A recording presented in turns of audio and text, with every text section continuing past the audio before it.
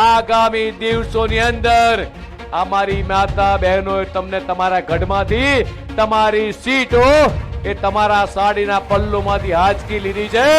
આમ તો મેં કીધું કે ભાઈ બનાસકાંઠા જ્યારે હું લોકસભાની ચૂંટણી લડતી હતી તો ત્યાંના મતદારો 18 આલમ 36 કોમે મેં ખાલી વાત કરી કે હું એક મામેરું માગું છું, દીકરી તરીકે, બેન તરીકે, બનાસની બેન તરીકે, અને સમગ્ર બનાસકાંઠાની જનતાએ એ ખૂબલે ને ખૂબલે વોટ આપીને એક જે સંસ્કૃતિની એક પરંપરા હતી એને સાચવી રાખવાનું કામ એ બનાસકાંઠાની જનતાએ 2024માં કર્યું।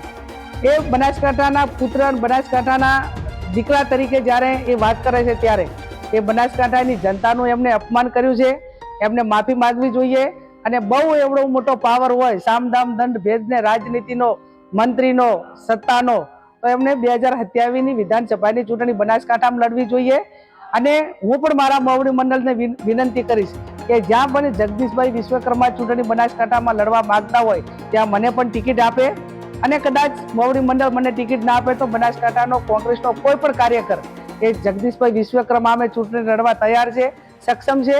અને એ ટાઈમે બનાસકાંઠામાં જે એમણે જે ઉચ્ચાર્યા છે શબ્દો, જે અપમાન કર્યું છે, અને બનાસકાંઠાનું પાણી શું છે ને એ 2027માં ચૂંટણી લડે અને ત્યાં આવે, અને પછી બનાસકાંઠાની જનતા એ એમનામાં કેટલો દમ છે અને એમનામાં કેટલું પાણી છે, પાણી બતાવવાનું કામ એ બનાસકાંઠાની જનતા કરશે।